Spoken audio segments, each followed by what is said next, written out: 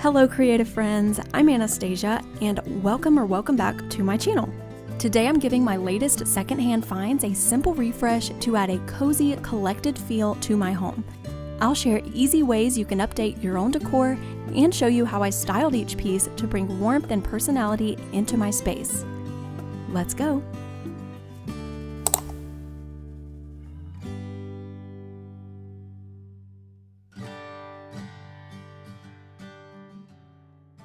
I never skip the basket section at a thrift store, and this time I found this gem.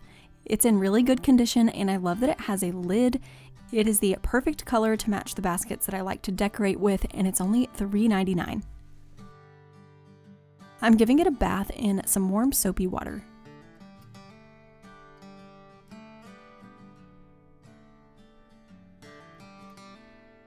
Then I'm letting it dry out in the sun, and as you can see, there are a couple of spots where the finish has worn off, and I thought I could easily cover those up with a paint wash. So I mixed some dark brown paint with some water, and I'm going over the entire basket with it to even out any of the discoloration. I put a couple of layers on the areas that needed it most. I believe this basket was originally from Hobby Lobby, and it comes in a set of 3 sizes for $26.97. But they do run 50% off sales every other week or so you can sometimes get all of these for $13.48, which really isn't bad for all 3 baskets, and I do think the quality feels very nice. As you all know, there are so many ways to style baskets. This one is great for storage of smaller items since it has a lid. Blankets, hand towels, or toilet paper are a few other ideas. I thought it would be nice on a side table in my living room with a couple of board games in it. Maybe I can put my remotes in here too, so that they're out of sight but still within easy reach.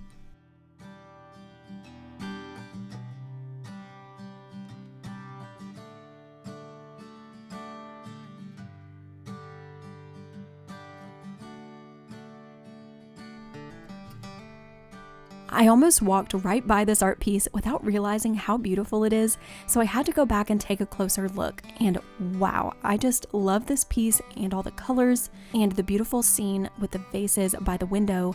It's really quite rare that I find a larger piece of art that I like that's also in a pretty frame, especially one that only costs $10. And even though the pewter color of the frame is very pretty, it just doesn't match any of my other frames, so I'm going to paint it gold with Rub and Buff. I've been looking closely at the base color of vintage frames like these that I have. In the past, I've used dark browns and blacks for the base coat. These vintage frames actually use gray and beige, usually in those deeper grooves. So to recreate this look, I'm mixing this nutmeg brown with pewter gray to create that grayish beige base coat.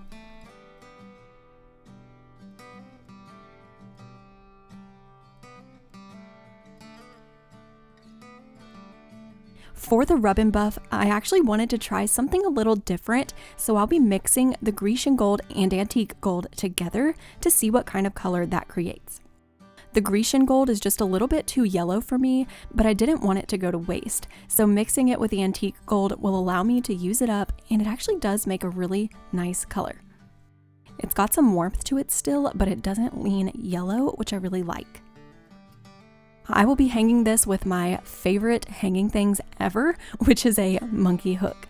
These things are awesome because they only put a little tiny hole in the wall and it goes straight into the sheetrock with no stud required. And they can hold 25 to 50 pounds each depending on what size you get. It literally took me all of 1 minute to get this hung. One of my favorite finds of this thrift trip are these glass vintage candelabras from the 1940s. These are from a yard sale and I got them both for $10. I love the curved leaf-like design that's on it. My first thought was that I wish the base had some sort of design, but I found them online and saw that there are multiple versions of these, all with different designs on the base and some without designs. So these just must be from a collection without the designs. But these are still a statement piece and are definitely my new favorite candle holders. I am styling this side table with some books as well as this vase, which, fun fact, this is the first vase that I ever made on my channel and it's from my very first video and it's still holding up so great. I didn't have any faux florals that I really loved here, so I went and grabbed these from my backyard and I actually think they're so perfect.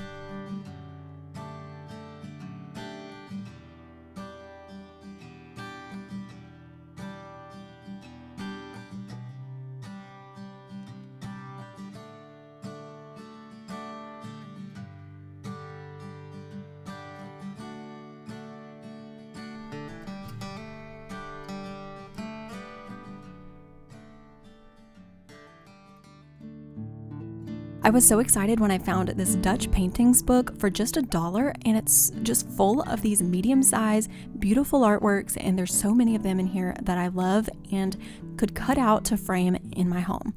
These are a few of my favorites. I especially love this picture because of the beautiful interior architecture. I definitely could not print all of these artworks for less than $1, so I'm really happy about this find. Do not sleep on the book section. I also found this toile print pillowcase, and there was just one of them, so I thought it would be perfect to use for any small fabric projects that may come up in the future. I'm not sure how much this was because it didn't have a tag, but it was probably around $1. I always grab a pretty lamp when I see it, and this one was perfect as is, no DIY required.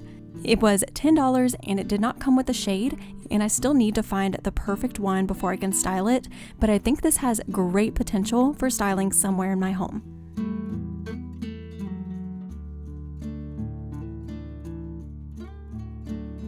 I went to the Value Village for the first time and ended up finding this little stone, what I believe to be a mortar and pestle, for $4.94.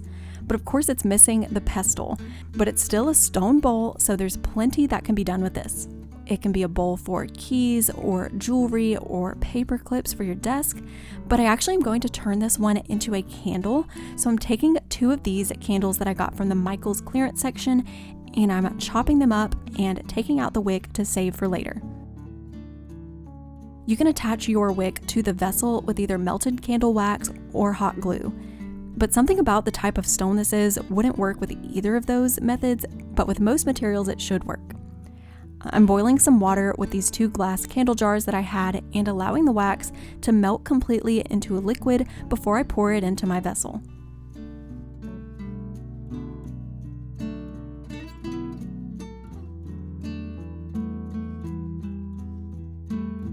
This is optional, but I'm using some essential oils to add a little bit of scent. And just like the hot glue wouldn't stick to the bowl, neither did the wax. Very strange. So I'm not sure what it's made of, but I guess now I can easily use the bowl for another purpose if I wanted to. This vase is one that I recently DIY'd, and it's one of my new favorites, so if you like it, you can check it out 2 videos back. I picked up these beautiful faux florals from Joann today during their closing sale. I'll link them below if I can find similar ones online. I'm going to go back for a few more of these because they're really realistic and I love the vintage rose color.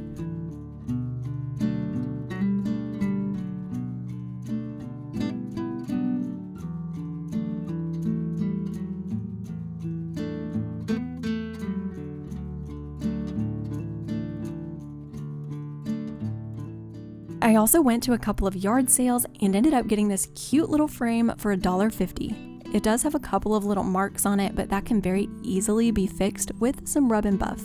So I'm going to do that same mix of Grecian gold and antique gold together.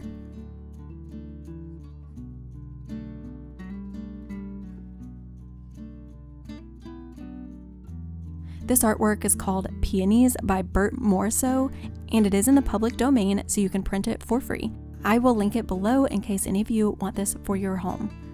I'm hot gluing a couple of magnets. I absolutely love this trend of the mini galleries on the refrigerator. I think it is such an unexpected place to add a pop of decor, and it's so easy to implement and to keep building on.